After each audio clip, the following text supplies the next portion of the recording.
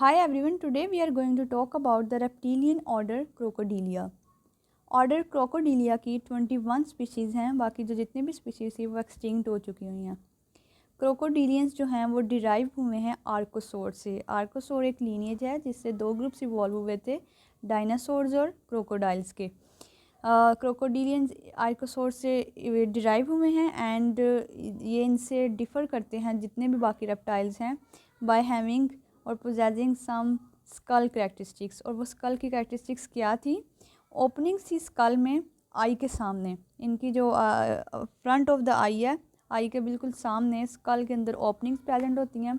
उसके अलावा जो आई ऑर्बिट्स हैं, आई ऑर्बिट्स जितने भी बाकी सारे रेप्टाइल्स हैं उनके सर्कुलर हैं। ऑर्बिट्स मींस के आई जो है वो जिस सुराख में कह लें प्रेजेंट है, जो वो आई ऑर्बिट्स हैं, और वो जितने भी रेप्टाइल हैं सब के सर्कुलर हैं। लेकिन जो क्रोकोडीलियंस हैं इनका ये स्पेशल करैक्टर है कि इनका जो आई ऑर्बिट है दैट इज़ ट्रायंगुलर, उसकी तीन जो है वो कोनों वाला है, ट्रायंगुलर है।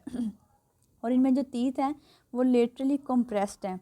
लेटरली यानी कि साइड से जो इनके टीथ हैं वो कंप्रेस्ड हैं, जैसे कि आप इस डायग्राम में देख सकते हैं। जो लिविंग क्रोकोडीलियंस हैं उनमें आते हैं एलिगेटर्स, क्रोकोडाइल्स, गैवियल्स एंड केमेंस। इसके अलावा जो क्रोकोडीलियंस हैं ये 170 मिलियन ईयर्स, अगर इनकी हम हिस्ट्री को ट्रेस बैक करें तो हम देख सकते हैं कि इनमें एज सच मेजर कोई चेंज नहीं आया। इसका मतलब कि ये इनमें जो एवोल्यूशनरी जो चेंज है इतना ज़्यादा नहीं है, इनमें इतनी ज़्यादा वेरिएशन नहीं है, और ये एवोल्यूशन के हिसाब से बहुत ज़्यादा कंजर्व रहे हैं, जो कि इसीलिए 170 मिलियन ईयर हिस्ट्री अगर हम इनको देखें तो इसमें इतना ज़्यादा चेंज हमें नहीं नज़र आता।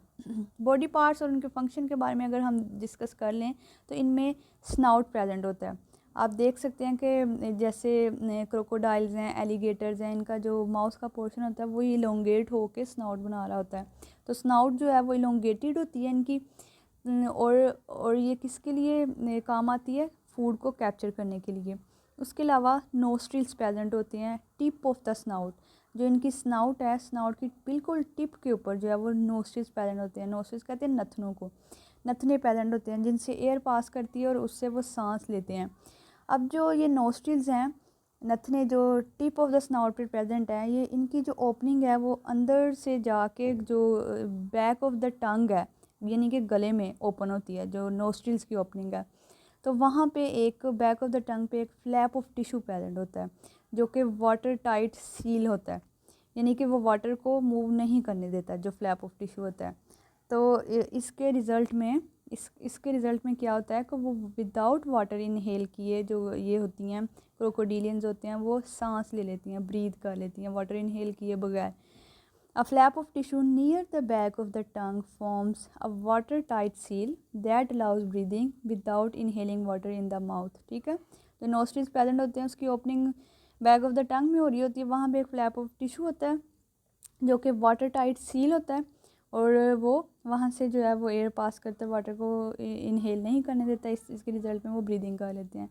इसके अलावा इनमें एक स्पेशल जो है वो करैक्टर देखा गया था जो कि सेकेंडरी पैलेट का था। सेकेंडरी पैलेट जो था ये इवॉल्व हुआ था आर्कोसोर लीनिएज से, क्योंकि ये इवॉल्व ही क्रोकोडीलियंस जो हैं वो आर्कोसोर लीनिएज से हुए हैं। तो जो आर्कोसोर का करैक्टर था सेकेंडरी पैलेट का वो इनमें भी देखा गया। तो जो सेकेंडरी पैलेट था जिस फर्स्ट टाइम आर्कोसोर में देखा गया, ये क्या करता था, ये सेपरेट करता था नेज़ल और माउथ पैसेजवेज को। ये जो दो पैसेजवेज हैं, एक जो है वो नोज़ वाला, और सेकेंडली जो माउथ का जो पैसेजवेज है उसको सेपरेट करने के लिए जो है वो एक स्ट्रक्चर था, दैट इज़ एक प्लेट थी बोन की जिसे कहते हैं सेकेंडरी पैलेट, और ये क्रोकोडीलियंस में भी देखा गया। इसके अलावा इनमें मस्कुलर, इलोंगेट और लेटरली कंप्रेस्ड टेल होती है। ये टेल जो है वो स्विमिंग, ऑफेंसिव और डिफेंसिव बिहेवियर में काम आती है। इस टेल के ज़रिए वो पानी में स्विम करती हैं।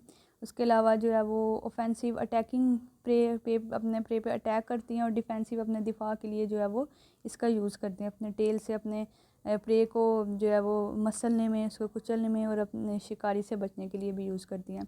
इसके अलावा इनमें तीथ होते हैं। तीथ अपने प्रे को पकड़ने के लिए, जकड़ने के लिए और उसकी क्रशिंग करने के लिए यूज़ होते हैं। Teeth are used for the seizing prey. The stomach is गिजर लाइक। इनमें स्टमक पैटर्न होता है जो कि गिजर लाइक होता है। ये हमने देखा हुआ है कि ये बर्ड्स में भी, बर्ड्स का करैक्टर है कि उनमें जो स्टमक होता है वो गिजर लाइक होता है। अब ये क्या करते हैं कि जो छोटा इनका प्रे होता है उसको तो वो एज सच सारे के सारे को वो जो है वो इंगल्फ कर लेती हैं, लेकिन जो बड़ा इनका प्रे होता है उसको क्या करती हैं कि वो अपने लिम्स के अराउंड रोटेट करती हैं और उसको तब तक रोटेट करती रहती हैं क्रोकोडिलियंस जब तक कि वो प्रे जो है वो डेड ना हो जाए या फिर वो अनकॉन्शियस ना हो जाए, तो फिर बाद में उसको ईट अप कर लेती हैं। इसके साथ साथ जब ये अपना प्रे लेती हैं वो ये जो है वो रॉक्स और ये स्टोन्स वगैरह भी इंगल्फ करती हैं जो कि इनके गिज़र्ट में जाते हैं। अब ये रॉक्स पत्थरों का क्या काम होता है कि जो पत्थर हैं वो मैकेनिकल एब्रेशन मैकेनिकल डाइजेशन में हेल्प करते हैं।